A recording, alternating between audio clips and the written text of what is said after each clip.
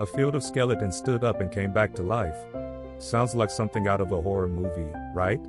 But this story isn't fiction, it's straight from the Bible. Ezekiel chapter 37, a story about hopelessness and the God who brings hope back to life. Ezekiel was a prophet living in exile. His people had lost everything, their land, their freedom, their faith. They felt like their future was dead and buried. And then, one day, God gave Ezekiel a vision. God's spirit carried him to a valley, not a green one with rivers or flowers, but a valley filled with dry bones. Bones as far as he could see. No life, no movement, just silence. And then God asked him a question. Son of man, can these bones live? Ezekiel didn't know what to say.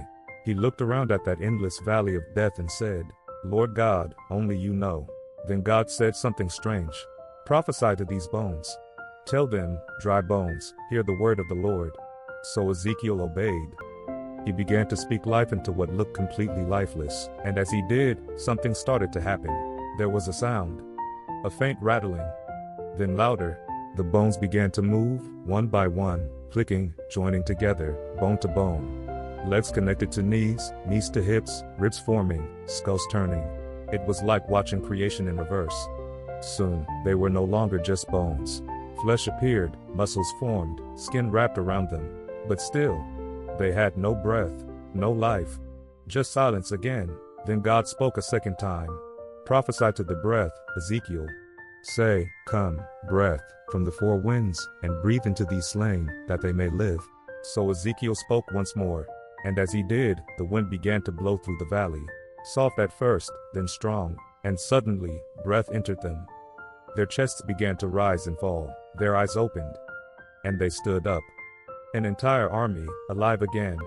Then God told Ezekiel what it all meant. These bones, he said, are the people of Israel. They say, our bones are dried up, our hope is gone, and we are cut off. But I will open your graves and bring you back to life. I will put my spirit in you, and you will live. This wasn't just a story about old bones. It was a promise that no matter how broken, how lost, or how hopeless things seem, God can restore what was dead. He can breathe life into the driest parts of your story.